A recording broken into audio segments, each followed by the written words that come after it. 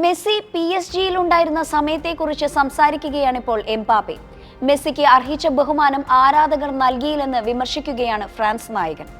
അദ്ദേഹം പറയുന്നതിങ്ങനെ: തന്നെപ്പോലെ ആക്രമിച്ചു കളിക്കാൻ ഇഷ്ടപ്പെടുന്ന ഒരാൾക്ക് കൃത്യമായി പന്തെത്തിച്ചു നൽകാൻ മെസ്സിക്കായിരുന്നു.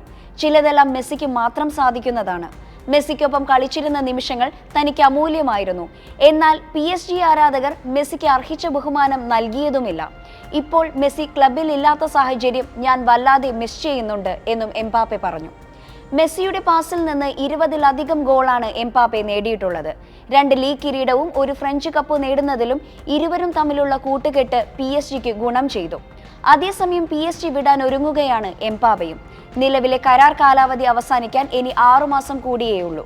ഈ സാഹചര്യത്തിൽ വിന്റർ ട്രാൻസ്ഫർ വിൻഡോയിൽ എംബാപ്പെ PSG വിൽക്കുമെന്നാണ് അഭ്യൂഹങ്ങൾ. റയൽ മാഡ്രിഡ് താരത്തിനായുള്ള ഓഫർ നൽകിയെന്നും റിപ്പോർട്ടുകൾ പുറത്തുവരുന്നുണ്ട്.